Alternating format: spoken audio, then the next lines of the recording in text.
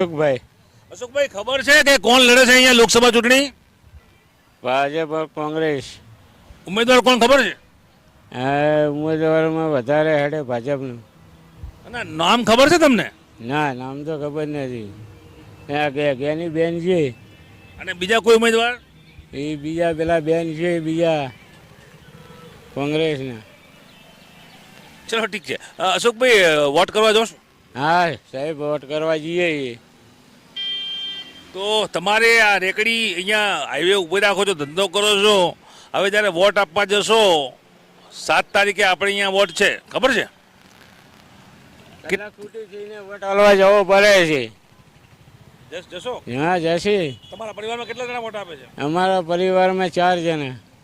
અચ્છા, કેટલું કમાવો છો અશોકભાઈ? દારે 300-400 રૂપિયા મળે.